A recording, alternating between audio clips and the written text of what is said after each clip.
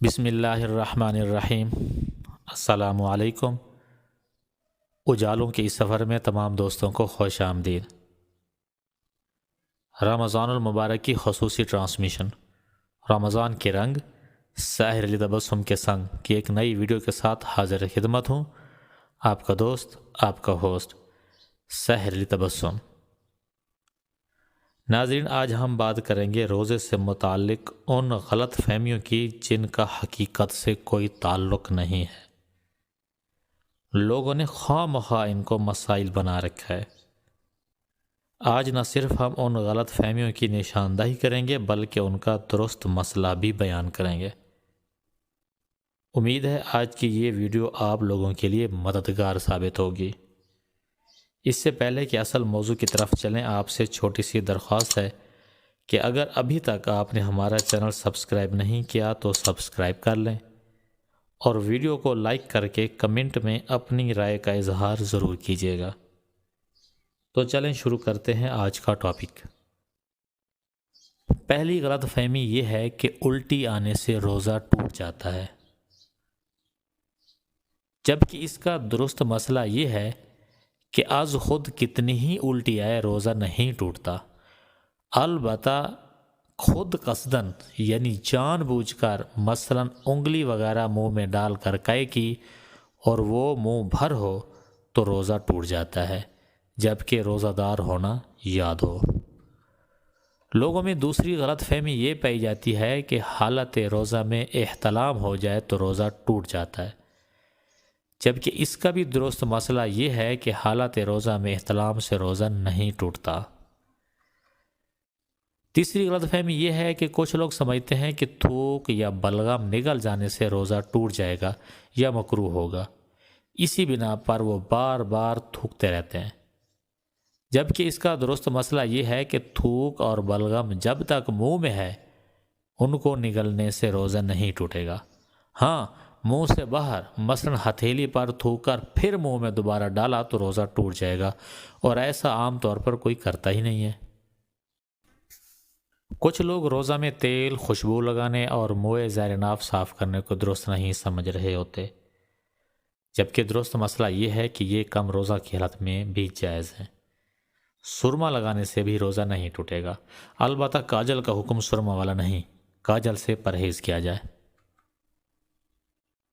पांचवी गलत फहमी लोगों में ये पाई जाती है कि रमज़ान में सहरी में आंख ना खुले और सारी खाना छूट जाए तो रोज़ा नहीं होता, जबकि दुरुस्त मसला यह है कि सारी रोज़ा के लिए शर्त नहीं है।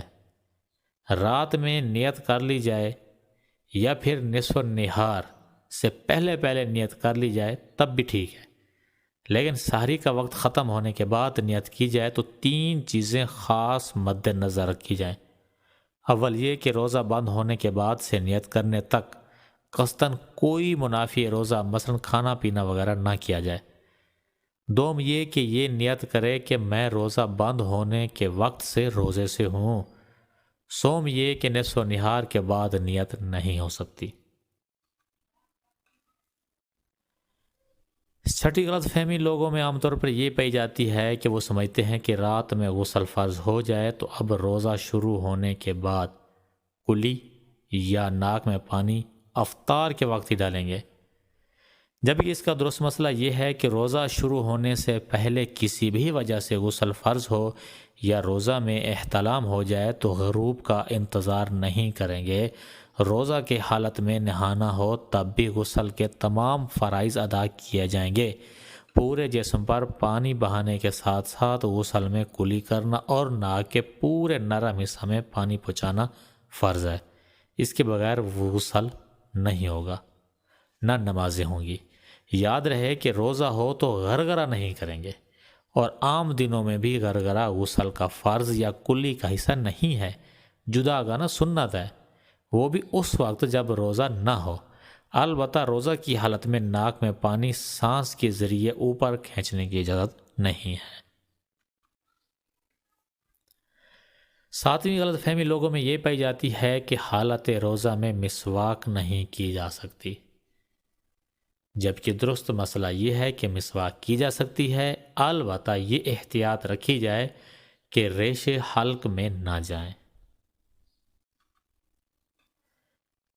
لوگوں میں ایک اور غلط فہمی یہ پائی جاتی ہے کہ جب تک اذان ہوتی رہے سحری میں کھانا پینا جاری رکھا جا سکتا ہے،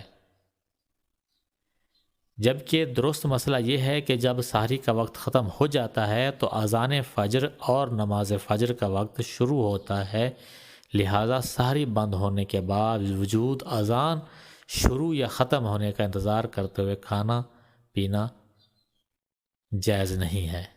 اگر کوئی شخص کھاتا پیتا رہا، اس نے اپنا روزہ برباد کیا، اس کا روزہ ہوا ہی نہیں۔ نویں غلط فہمی یہ ہے کہ چوٹ وغیرہ لگنے کے بعد خون نکل آنے یا خون ٹیسٹ کروانے سے روزہ پر کوئی اثر پڑتا ہے، جبکہ ایسا نہیں ہے۔ درست مسئلہ یہ ہے کہ جسم سے کوئی چیز باہر آنے پر روزہ نہیں ٹوٹتا، لہٰذا ٹیسٹ کے لیے خون نکلنے یا زخمی ہونے پر خون بہنے سے روزہ نہیں ٹوٹے گا۔ روزہ کسی چیز کے براہ راست ذریعے سے جوف، معدے یا دماغ تک پہنچنے پر ٹوٹتا ہے، البتہ چند صورتیں مستثنیٰ ہیں، جیسا کہ روزہ یاد ہوتے ہوئے جان بوجھ کر منہ بھر کہہ کرنا۔ کچھ لوگوں کا خیال ہے کہ روزہ میں انجیکشن لگانے سے روزہ ٹوٹ جائے گا۔ اگر یہ سوچ ان علماء کی پیروی کی وجہ سے ہے جن کا موقف یہی ہے تو ٹھیک ہے، البتہ جو قوی اور مضبوط دلائل ہیں ان کی روح سے انجیکشن لگانے سے روزہ نہیں ٹوٹتا، خواہ نس میں لگایا جائے یا گوشت میں، شدید ضرورت ہو تو ڈرپ بھی لگائی جا سکتی ہے۔ اس کے علاوہ کچھ لوگوں کا خیال ہے کہ روزہ میں عطر یا خوشبو سونگھنے سے روزہ ٹوٹ جاتا ہے، جبکہ اس کا دوست مسئلہ یہ ہے کہ مائع خوشبو یعنی لکوڈ حالت میں یا ٹھوس خوشبو سونگھنے سے روزہ نہیں ٹوٹتا، البتہ اگر کسی نے اگربتی کا دھواں مثلا منہ یا ناک کے ذریعے اندر کھینچا، جو کہ لامحالہ حلق میں جائے گا، اور یوں ہی کسی بھی خوشبودار یا غیر خوشبودار دھوئیں کی دھونی اس طرح لی کہ مثلا اس کے دھوئیں کو ناک یا منہ سے حلق میں داخل کیا جائے تو روزہ ٹوٹ جائے گا۔ کچھ لوگ سمجھتے ہیں کہ جس دن سفر کرنا ہے اس دن روزہ چھوڑ سکتے ہیں۔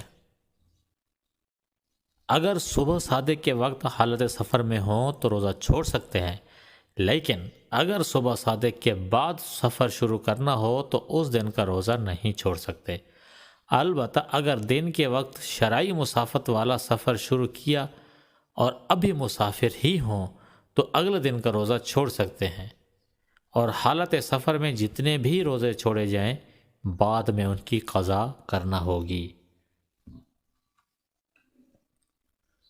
اس کے علاوہ کچھ لوگ سمجھتے ہیں کہ جو مرض یا کسی اور درست عارضے میں یا بغیر عذر کے روزہ چھوڑ دے تو فدیہ دینا اس کا متبادل ہے۔ ایسا سمجھنا درست نہیں۔ روزہ کسی بیماری کی بنیاد پر ترک کیا ہو یا بغیر کسی عذر کے، پہلا مرحلہ یہ ہے کہ اس روزے کے بدلے ایک روزہ قضا رکھے۔ فدیہ صرف اس صورت میں متبادل ہوگا جب بڑھاپے کی وجہ سے روزہ رکھنے کی قدرت نہ ہو، نہ ہی آئندہ قدرت ملنے کی امید ہو۔ ایسے شخص کو شیخ فانی کہتے ہیں۔ اس کی تفصیل بہار شریعت یا فیضان رمضان سے دیکھیے۔ اس کے علاوہ کچھ لوگ سمجھتے ہیں کہ ٹوتھ پیسٹ کرنے سے روزہ ٹوٹ جاتا ہے۔ دوستو مسئلہ یہ ہے کہ مطلقاً ہر صورت میں ٹوتھ پیسٹ کرنے سے روزہ نہیں ٹوٹتا۔